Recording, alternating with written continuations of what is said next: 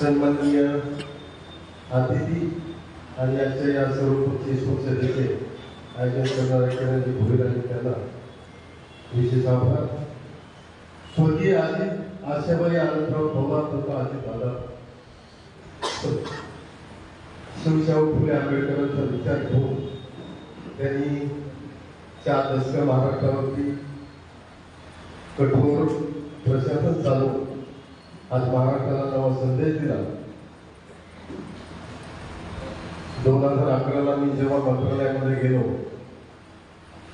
गेली 30 वर्षे सामाजिक सेवा करत असताना मला एक अनुभव आला की मी उत्कर्ष मित्र बहुउद्देशीय सेवा भावी संस्थेचा सचिव म्हणून जेव्हा मला एक शुभेच्छा संदेश पाहिजे होता, त्यांच्याकडे एक शिष्टमंडळ आलं होतं. तेव्हा दादाने लगेच बोललो की हे फिरायला शुभेच्छा संदेश द्या आणि लगेच मला सही दे. आणि तात्काळ मला शुभेच्छा संदेश दिला. तो संदेश आजही माझ्याकडे आहे. 2011 खरं पाहिलं तर दादाने खूप काही आठवण सांगता येते. मी मंत्रालयात जायचो, सामाजिक सेवेत तिथेही माडा वसतिमध्ये दादा आले होते. जेव्हा आपण पाण्याच्या टाकीचं उद्घाटन करत होतो माडा वसतिमध्ये, तेव्हा दादा आणि तुम्ही वागा होता. तेव्हा माझी त्यांची भेट झाली.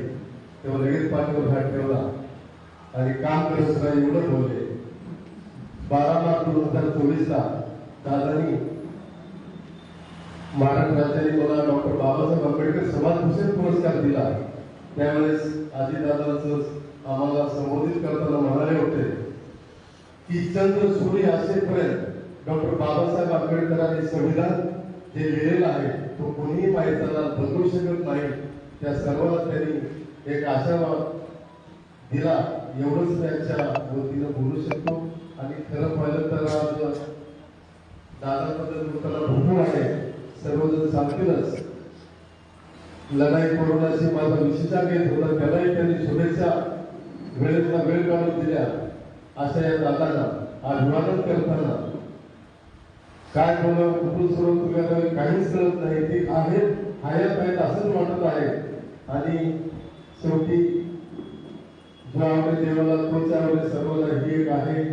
जन्माने मुक्ती याच्यामध्ये जो आपण करत राहतो, जन्मानंतर आपण सामाजिक सेवा आपण कशा जगलो हे महत्वाचं नसून कुणासाठी जगलो हे महत्वाचं आहे.